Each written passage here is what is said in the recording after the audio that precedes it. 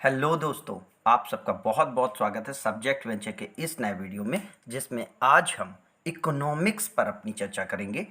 Economics का सबसे मुख्य इम्पॉर्टेंट चैप्टर है डिमांड। डिमांड के मूवमेंट और डिमांड की शिफ्ट के बारे में चर्चा आज हम करेंगे। क्या होता है, क्यों होता है, क्या डिफरेंस दोनों में है और इनके आधार पर हम क्या चीज़ें समझते हैं, जानेंगे सब कुछ। बने रहिए सब्जेक्ट वेंचर के साथ। चैनल को सब्सक्राइब जरूर करके रखिएगा। फ्रेंड्स, एक टेबल है आपके सामने, सिंपल सा टेबल है। पहले कॉलम में प्राइस ऑफ गुड्स दिया गया है, दूसरे कॉलम में डिमांड ऑफ गुड्स है, तीसरे कॉलम में इनकम ऑफ कंज्यूमर है। अब डिमांड में हम हमेशा ध्यान रखेंगे कि प्राइस एक मेन डिटर्मिनेंट है and apart from the price बाकी जो भी चीज़ें डिमांड को प्रभावित करती हैं उन्हें हम फैक्टर्स ऑफ डिमांड कहते हैं। यहाँ पर हमने इनकम को एज अ फैक्टर लिया हुआ है, तो इस टेबल को हम समझेंगे कि क्यों आखिर ये टेबल जरूरी है। तो हम देखते हैं कि प्राइस ऑफ गुड्स पहले 10 है, डिमांड भी उसी हिसाब से 10 गुड्स यूनिट की है और इनकम ऑफ कंज्यूमर 100 है, तो एक्सपेंडिचर 10 मल्टीप्लाई 10 इक्वल टू 100 होगा। नाउ सेकेंड पोजीशन में प्राइस रेड से दिया गया है तो बढ़ जा रहा है, 20 हो जा रहा है। अब चूंकि कंज्यूमर के पास इनकम 100 है तो डिमांड ऑटोमेटिकली कम हो जाएगी, 5 यूनिट की वो डिमांड करेगा क्योंकि वो 100 से ज़्यादा खर्च नहीं कर सकता है। इसी तरीके से अगर प्राइस 5 होता है तो उसकी डिमांड बढ़कर के 20 हो जाएगी, एक्सपेंडिचर 100 रहेगा। इस पॉइंट को हम इस डायग्राम से समझ सकते हैं। यहां पर ओ एक्स जो कि हमने हॉरिजेंटल रखा है, यहां पर हमने क्वांटिटी ऑफ डिमांड ली हुई है।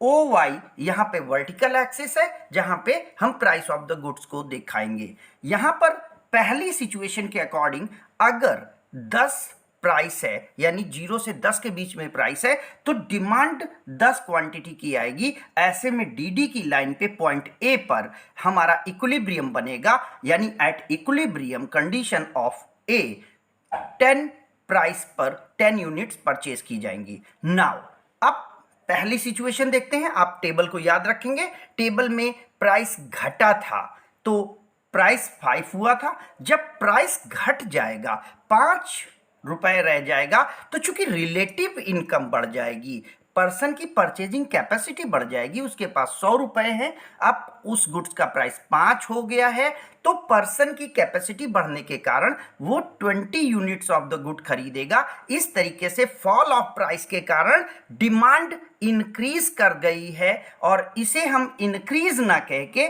बल्कि राइज बोलेंगे, डिमांड का एक्सपेंशन बोलेंगे, क्योंकि ये प्राइस के कारण हुआ है। तो प्राइस ऐसे में इक्विलिब्रियम ए से बी में शिफ्ट होगा। इससे अपोजिट स्थिति को देखते हैं, जहां पर कि 10 प्राइस पर 10 डिमांड होने पर यूनिट ए यानी पॉइंट डिमांड ग्राफ पर ए पॉइंट पर हमारा इक्विलिब्रियम था, लेकिन अगर प्राइस 10 रुपए पर यूनिट से बढ़ करके 20 रुपीज पर यूनिट हो जाता है तो ऐसे में चूंकि पर्सन के पास केवल 100 रुपए थे, आप टेबल को देख सकते हैं, 100 रुपए होने के कारण अब चूंकि प्राइस बढ़ चुका है तो पर्सन की रिलेटिव कैपेसिटी घट गई है, रियल इनकम घट गई है, वो 5 यूनिट केवल खरीद पाएगा और शिफ्ट ऊपर की ओर हो जाएगी। ऐसे ही इस डायग्राम को अगर आप देखें तो दोनों तरफ का हम डायग्राम देख सकते हैं। कॉन्ट्रैक्शन पीछे की ओर होगा, एक्सपेंशन आगे की ओर होगा। एक्सपेंशन की कंडीशन में जो इक्विलिब्रियम पॉइंट है वो ए से बी में शिफ्ट करेगा। अगर हम कॉन्ट्रैक्शन की बात करें तो इक्विलिब्रियम पॉइंट ए से सी की ओर शिफ्ट करेगा। और प्राइस को देखें तो प्राइस 10 से ऊपर की ओर जाएगा कॉन्ट्रैक्शन की कंडीशन में, क्योंकि प्राइस बढ़ेगा, डिमांड घटेगी। ग्रीन से जो लाइन दिखाई गई हैं ये कॉन्ट्रैक्शन की सिचुएशन की लाइन है और जो रेड से दिखाई गई हैं वो हमारी एक्सपेंशन ऑफ डिमांड को शो कर रही हैं। तो इस तरीके से इस डायग्राम में हम चेंज इन डिमांड देख रहे हैं या चेंज इन क्वांटिटी डिमांडेड देख रहे हैं।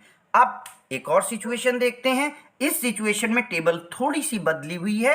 Price of the good remaining constant है 10 10 10। तीनों कंडीशंस में प्राइस को हमने कांस्टेंट ले लिया है, लेकिन जो फैक्टर है वो बढ़ रहा है और घट रहा है। यानी इनकम ऑफ कंज्यूमर, जिसे कि हम एज अ मेजर फैक्टर मानते हैं, वो 100 रुपए से 50 रुपए हो रहा है और दूसरी कंडीशन में 200 रुपीज हो रहा है। तो ऐसी सिचुएशन में सेम प्राइस होते हुए भी डिमांड बढ़ेगी और घटेगी, जिसे हम शिफ्ट ऑफ डिमांड कर्व कहेंगे। इसे हम चेंज इन डिमांड कहते हैं। याद रखिएगा, इकोनॉमिक्स की लैंग्वेज में चेंज इन डिमांड शिफ्ट को कहते हैं। Change in quantity demanded of commodity में movement along the demand curve contraction और एक्सपेंशन होता है। तो यहां पर पहली कंडीशन में अगर आप देखें तो प्राइस रिमेनिंग कांस्टेंट है, इनकम ऑफ कंज्यूमर 100 से 50 रुपीज हो गई है।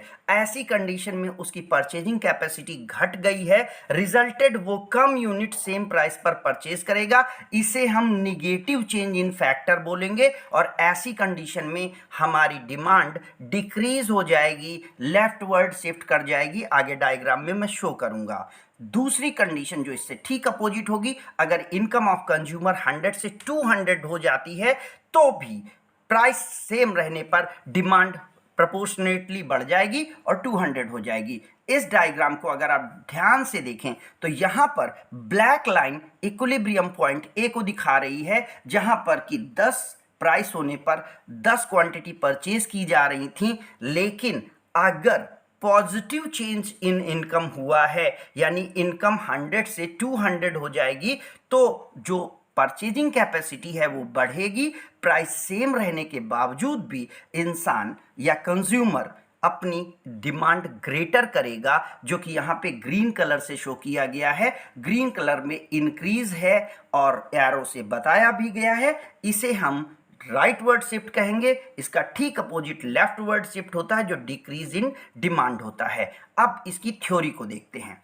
Change in quantity demanded can be measured by the movement of demand curve, यानी डिमांड कर्व में कितना चेंज आया है ये क्वांटिटी डिमांडेड ऑफ कमोडिटी से शो होगा when it is caused due to rise and fall of the price of good. यानी अगर चेंज इन क्वांटिटी डिमांडेड हुआ है तो rise and fall of the price must be the reason of that.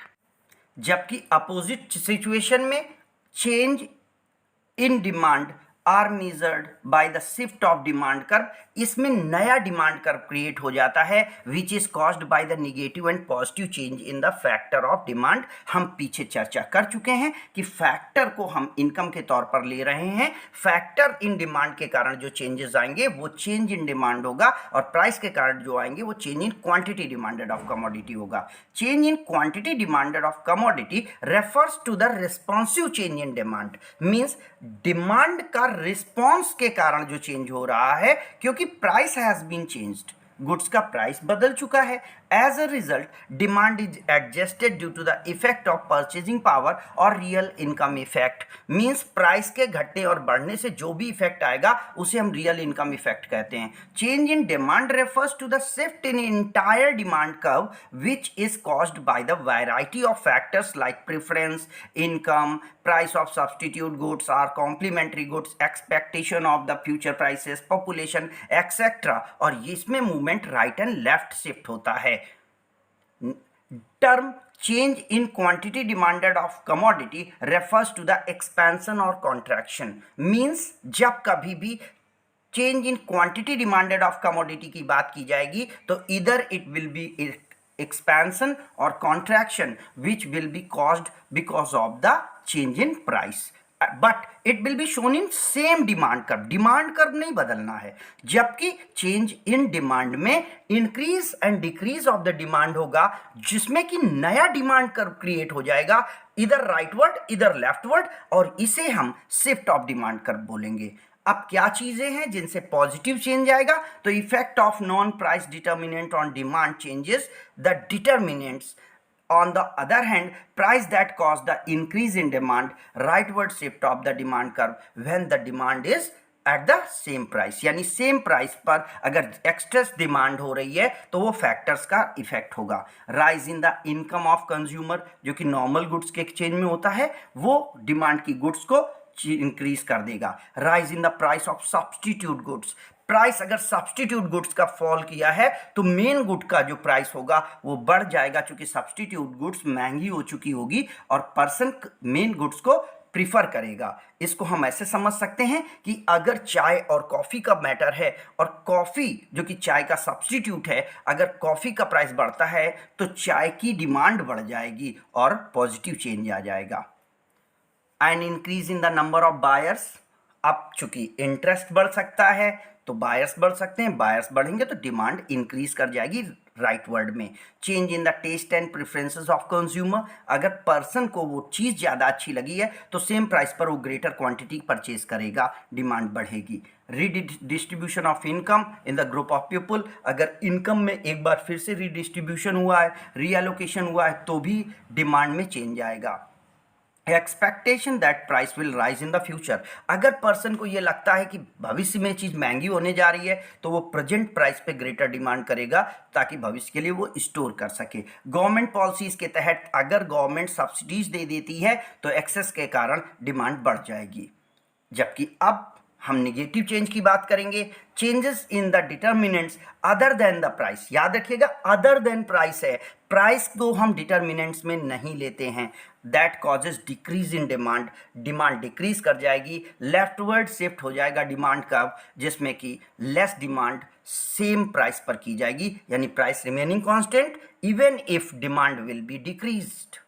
A fall in the income in case of normal good, normal good के case में अगर person की income fall कर गई है तो पर्सन की डिमांड गुड्स की फॉल कर जाएगी, यानी डिक्रीज कर जाएगी। Decrease in the wealth in the case of the normal goods, normal goods के केस में वेल्थ डिक्रीज कर जाएगी या इंफीरियर में इंक्रीज कर जाएगी।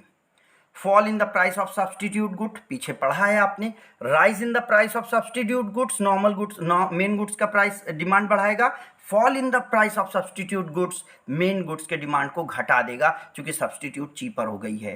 Rise the price of the complementary goods, अगर कॉम्प्लीमेंट्री गुड्स जिसके साथ ये गुड यूज की जा रही है उसका प्राइस बढ़ गया है तो उसकी डिमांड कम होगी, साथ ही साथ इस गुड्स की भी डिमांड कम हो जाएगी। Increase in the number of buyers, decrease in the number of buyers, अगर किसी कारण से नंबर ऑफ बायर्स कम हो गए हैं तो भी डिमांड डिक्रीज कर जाएगी।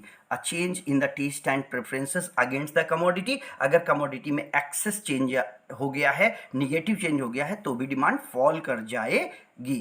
Thank you friends, thank you for watching the video.